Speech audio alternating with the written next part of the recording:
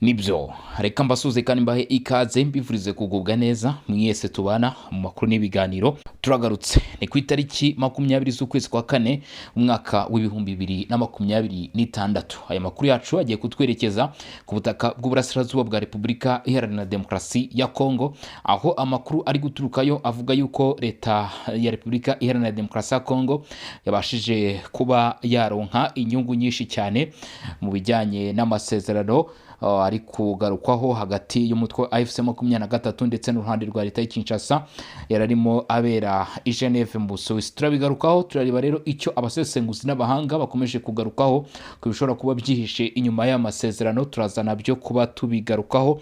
Si ibyo byonyine gusa tubafitiye muri aya makuru, ahubwo ndaza kubwira yuko leta zunze ubumwe za Amerika zamaze kugaragaza ko zishyigikiye icyemezo cyasabwe na leta ya Kinshasa cyo kwamura abarwanyi ba AFC 23 ibice bagiye bigarurira, ndetse turaza no kureba uburyo AFC 23 kuri ubu ngubu bitewe n'igitutu cya leta zunze ubumwe za Amerika ndetse na Repubulika Demokarasi ya Kongo. Aka gatutu k'ibihugu byombi gakomeje gutuma kuri ubu ngubu Repubulika Demokarasi ya Kongo ndetse na leta zunze ubumwe za Amerika bakomeje gutuma umutwe w'abarwanyi ba AFC 23 bafata imyanzuro batifuza cyangwa se batari bagahisemo na mbere, no kuvuga bitari mu bushake bwabo. Turabigarukaho ni iki cyaba kiri kujya mbere hagati ya leta zunze ubumwe za Amerika na Repubulika Demokarasi ya Kongo, ko mu byagaragaye bamwe mu bayobozi bari banayoboye ibiganiro byari bikwera mu Busuwisi barimo kugaragara mu mafoto bari kumwe n'inzego zikomeye cyane za muri Repubulika Demokarasi ya Kongo kugeza no ku rwego rw'umukuru w'igihugu. Turaza kubigarukaho nabyo muri ibi biganiro ndetse n'amakuru, ariko inkuru yo kwishimira ni uko AFC 23 yemeye yuko inzira zose zizajya zicishwamo ubufasha burimo ibiribwa, ubuvuzi, imiti ndetse n'ibindi nkenerwa ku baturage basaga amamiliyoni n'amamiliyoni, kuko nta nubwo ari imwe bavanwe mu byabo n'imirwano. Izo nzira rero abarwanyi bose 23 bemeye ko bagiye kuba bazifungura. Ibi kandi bikaba byamaze gutangira mu gihe kitarenze iminsi 3 niharamuka hakurikijwe ibyo abarwanyi na leta y'Kinshasa bemeye gusinya. Ibyo nibyo bigiye kuranga aya makuru yacu, ariko nkwibutsa ko tuba tugufite n'andi makuru agiye atandukanye ibyo tugenda tugarukaho umunsi ku wundi. Ku bantu mudahwema kutugaragaza ko mudukurikirana, tugenda tubibutsa gukanda subscribe cyangwa se sabone ku batarabikora, kubera ko bizagufasha gukurikirana ibiganiro n'amakuru yacu bitakuvunnye ukimara gufungura network yawe cyangwa se internet yawe, cyangwa se ukimara kugera rwose kuri internet yaho wiyikura hagiye hatandukanye. Bizahita bikorera kuko uzahita ubasha gukurikirana amakuru yacu mu buryo bworoshye turiho ujya gusacinga iyo wamaze gukanda subscribe. Like, share nabyo birakenewe. Like no kudushyigikira, ndetse ushaka no gutanga ibitekerezo byawe kandi nanone ushaka no gutanga inyunganizi ku makuru n'ibiganiro tugenda tukugezaho, cyangwa se nanone kuho ibintu bigeze naho ubona bikwiye kujya. Ibyo byose rero tugenda tubigarukaho. Reka rero nkubwire ko nta gutinda kuri itariki ya none, tariki 20 tugiye kwinjira mu makuru, turebe uko byifashe hano ku butaka bw'uburasirazuba bwa Repubulika Iharanira Demokarasi ya Kongo. Ni ingingo zikomeye cyane ndetse zansabye kubitekerezaho cyane. Mu by'ukuri byansabye, navuga ko ari byansabye umwanya kugira ngo aya makuru nyabagezeho, kubera yuko naje gusanga yuko bikwiye.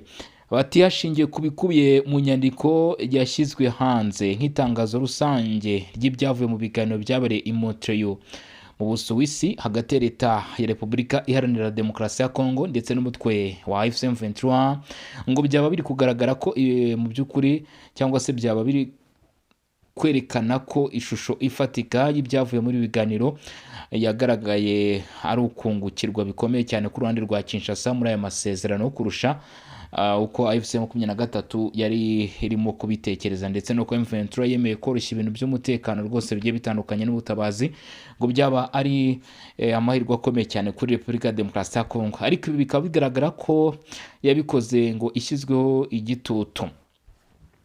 Ibyo byose rero ugiye kuba wabyumva mu buryo bw'ubusesenguzi cyangwa se mu buryo bwumvikana. Tuve mu mfunyamfunya, reka tujye mu makuru arambuye twumve uko byifashe, twimatatura tudondosha. Kandi nanone kuri inshuro nkwibutsa kuri kumwe na Bosco kuri mikoro, yakaba ari John Info ukomeje kugenda ukurikirana mu makuru n'ibiganiro. Tariki 20 nibwo aya makuru mu by'ukuri tuyakugejejeho. Ati inyungu ya Kinshasa iragaragarira buri umwe uwo ari we wese, aho amasezerano ashimangira ubusugire bwayo ndetse n'inshingano zayo nk'ubutegetsi bwemewe n'amategeko. Ibi biri amahirwe akomeye cyane iruhande rwa Kinshasa.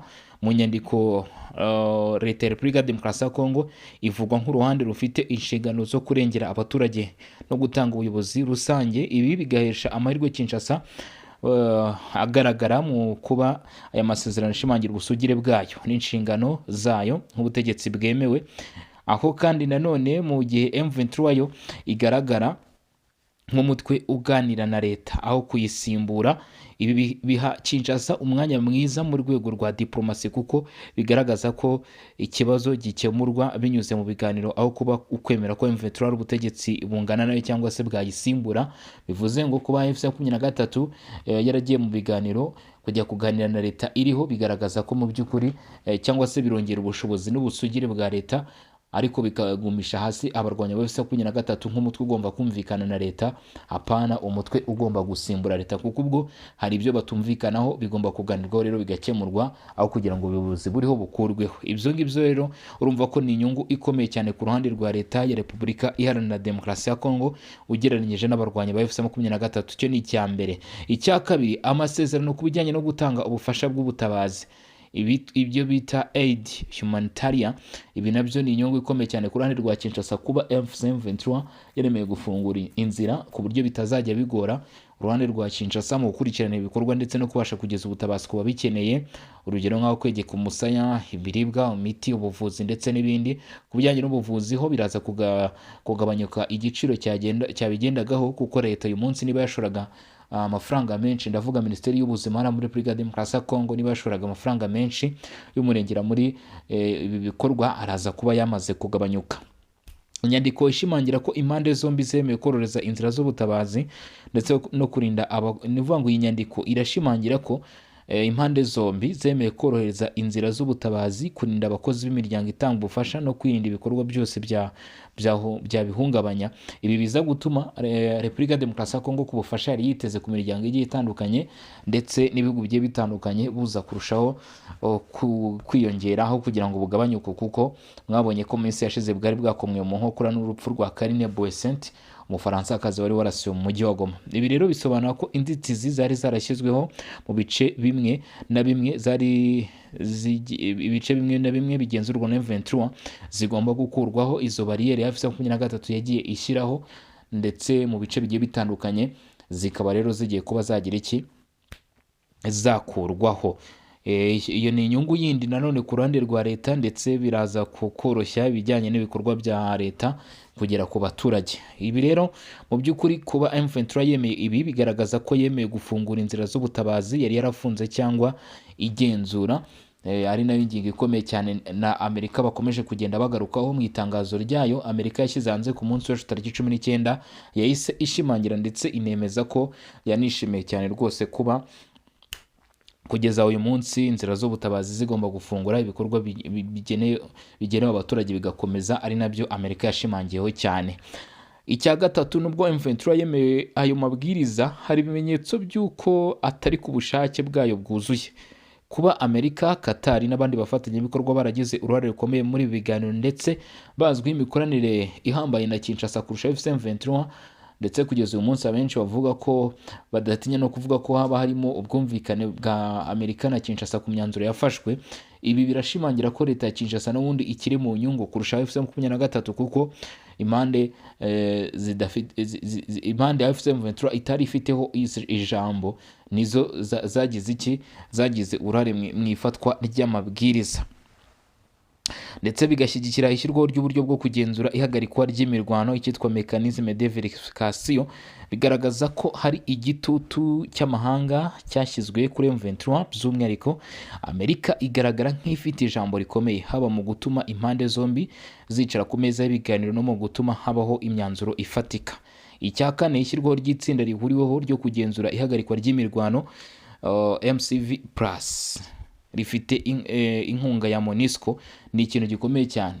Ndavuga ngo guhagarika imirwano kugeza uyu munsi, ibyo leta ya Repubulika ya Demokarasi ya Kongo yashoraga muri iyi mirwano, igura amasasu, yishyura abasirikare, igura indege, ibi ngibi bishobora kuba mu by'ukuri byakubaka igihugu cyangwa se bikaba byafasha igihugu mu bundi buryo kurusha uko byakabaye bishorwa mu mirwano. Rero ni amahirwe akomeye cyane kuba AFC 23 yakwemera guhagarika ibitero ndetse n'imirwano, kuko byatuma Repubulika ya Demokarasi ya Kongo ikomeza mu by'ukuri kwiyubaka kurushaho, aho kugira ngo ishore amafaranga yayo mu ntambara. Ndetse niba imirwano ihagaze, AFC 23 ikazashyika ikemera ko ubuyobozi bwa leta bugaruka muri bice, ni intambwe nziza izaba itewe mu by'ukuri, aho bizagabanya rero ibyo leta ya Repubulika ya Demokarasi ya Kongo yashoboraga kuzashyira muri iyi ntambara. N'indi nsinzi ya Kinshasa. Ibi bituma rero habaho uburyo mpuzamahanga bwo kugenzura imyitwarire ya M23 ku butaka, bityo bikagabanya amahirwe yo gusubira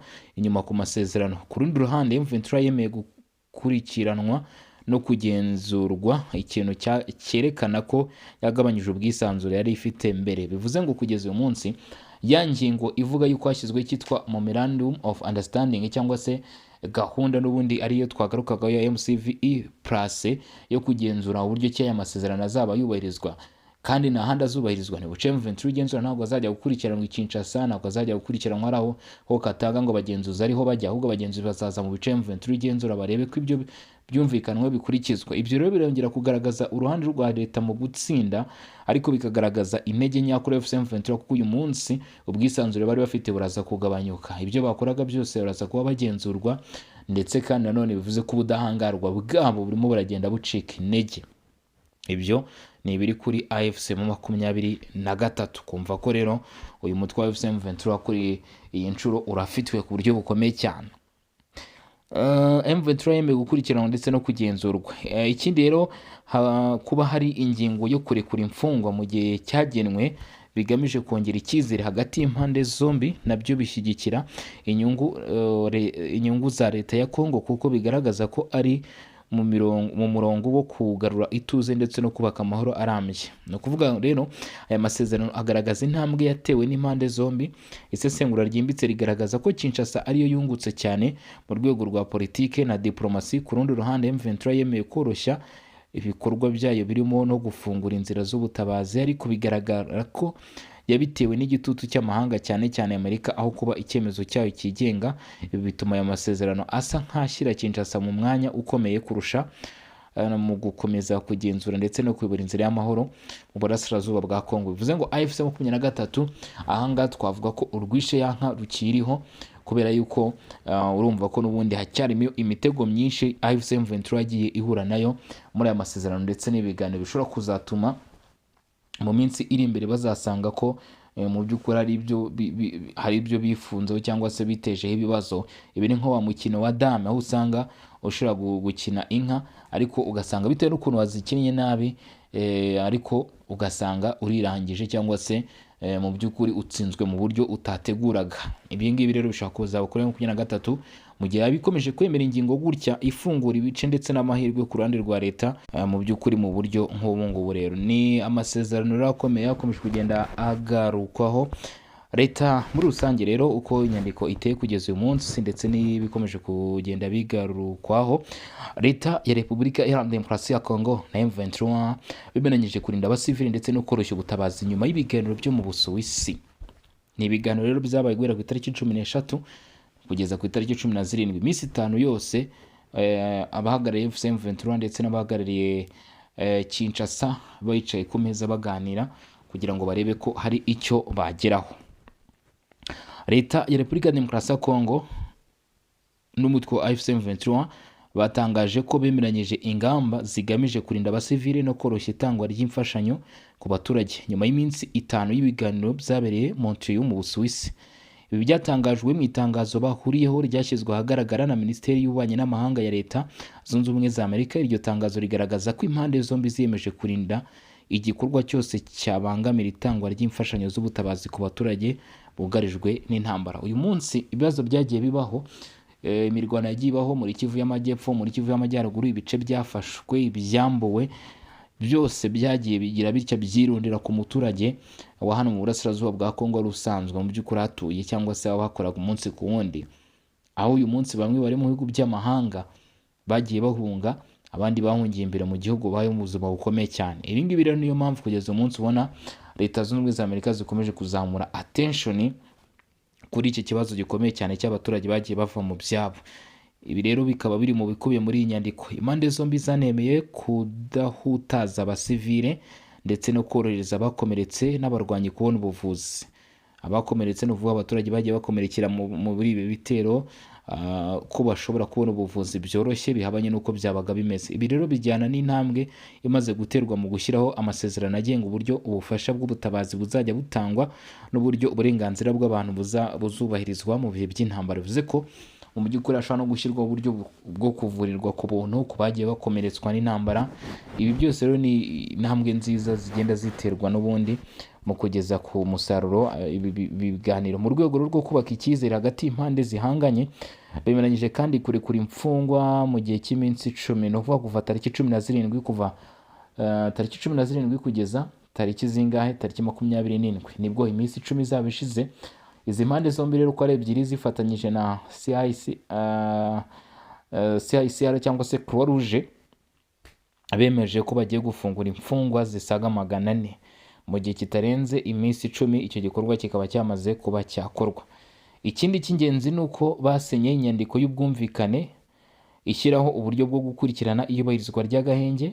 Uwo murongo w'ikorwa uzajya ukora ibikorwa byo kugenzura, gukusanya amakuru ndetse no gutanga raporo ku iyubahirizwa ry'agahenge karambye hagati y'impande zombi.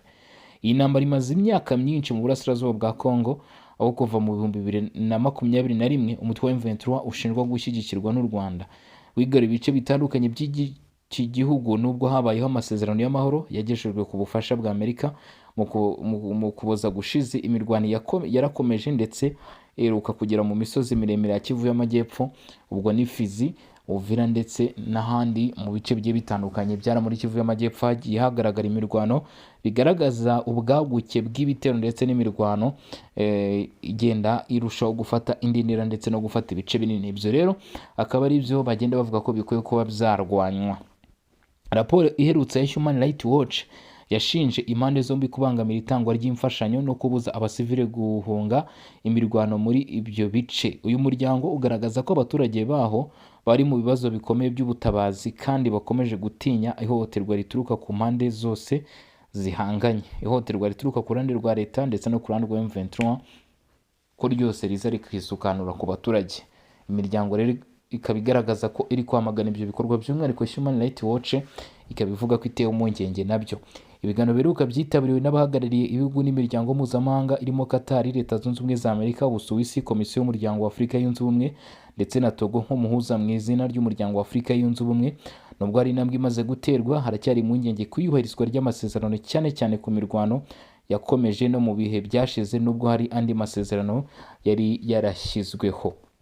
Hari masezerano yari yarashyizweho na mbere. Ikindi rero cyaje gutungurana cyane ari nabyo ngiye kugarukaho, ndetse mu by'ukuri ubutumwa kanana bushyire muri groupe yacu ya WhatsApp ya Songa Mbere kugira ngo abaza kubasha kujyayo baze kububona. Ni US Senior Advisor for Arabic and Africa, no kuvuga ngo nuhagarariye inyungu za Afurika cyangwa plutôt nuhagarariye Amerika ku mugabane wa Afurika, bamwita Mossad Baruzi. Uyu rero ari no mu bari bahagaze hariya rwose mu biganiro byari birimo bihuza mu by'ukuri uruhande rwa FC23 ndetse n'uruhande rw'iki rwa leta ya Repubulika Iharanira Demokarasi ya Congo. Mu by'ukuri rero iyi poste uyashyize hanze ni poste ari kumwe na Felix Tshisekedi, ndetse agaragaza ko uguhura kwa Perezida Felix Tshisekedi ngo ari ingenzi ku bijyanye n'amasezerano ari kuba hagati y'uruhande rwabo nyine ku ruhande rwabo ndetse n'uruhande mu by'ukuri rw'amasezerano. Abenshi rero bagiye mu by'ukuri bagaragaza gushidikanya, bagaragaza impungenge. Abenshi bagiye bavuga bati ntabwo tubyumva. Ubwo ndavuga abashyigikiye M23 uburyo ki leta ya Amerika yakwigaragaza gutya, kuko bavuga ko byaba ari ubugambanyi. Ariko Amerika yo yagaragaje ko ishyigikiye uruhande rwa leta, ari nabyo twatangiriyeho tuvuga ko n'ubundi leta ya Kinshasa yungukiye cyane muri aya masezerano. Ariko kandi nanone wabyumva ukumva ko ntago Mossad Baruzi yari buze guhagararana n'abahagarariye inyeshyamba, ahubwo yagomba guhagararana n'abahagarariye igihugu, haba ari n'amakosa ariho agakosorwa nk'uko bigaragazwa, aho kugira ngo bibeho ko mu by'ukuri igihugu nka Amerika ntabwo kidashyigikira ibijyanye n'inyeshyamba, ntabwo gishobora guhagarara n'inyeshyamba, ngira ngo ubwo byo murabyumva. ari nayo mpamvu abenshi bavuga bati ahangaha leta ya Kinshasa yatsinze icy'umutwe. Rero reka turebe se kuri ubwo ubutumwa buherekeje ifoto igaragaza we n'umukuru w'igihugu cya Repubulika ya Demokarasi ya Kongo Felix Tshisekedi bari kumwe. Mu by'ukuri ubwo butumwa bwari bushatse kuvuga iki cyangwa se buvuze iki? Ubutumwa n'ubundi bumaze amasaha make yatambutse, kuko ubwo ngiye nabonaga ubutumwa na amasaha make yaratambutse, kandi mu by'ukuri ni nabwo nahise mbategura aya makuru kugira ngo nyabagezeho. Urumva ko ni n'ubutumwa rwose butarasaza cyangwa se bukiri bubisi, nawe ugomba kuba wamenya cyangwa se wakumva ukumva uko bimeze, mu by'ukuri ukumva uko bimeze. Rero kankubwire ibikubiyemo.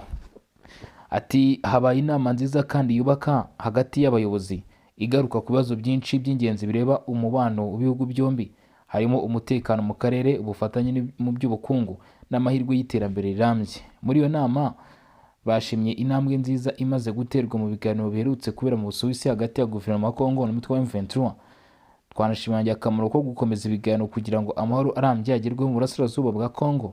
Impande zombi zagaragaje ubushake bumwe bwo gushyigikira ibikorwa biteza imbere umutekano, gukomeza kubaka inzego za leta zikomeye no guteza imbere amahirwe mu bukungu. Bigaragaza ko gukomeza ubufatanye ari ingenzi cyane mu rugendo rwo kugera ku mutekano urambye no guteza imbere imibereho myiza n'iterambere ku baturage bose. Uyu Mossad Baruzi rero yavugaga ko ashima rero uruhande rwa Kinshasa ndetse n'uruhande rwa FC23 mu byo bagezeho, ndetse avuga ko ashimira cyane umukuru w'igihugu Felix Tshisekedi Tshilombo kuri uku guhura, ngira ngo rero ubwo urumva uruhande Amerika yaba nayo iriho bigaragaza amahirwe akomeye cyane kuri iki gihugu cya Repubulika ya Demokarasi ya Kongo.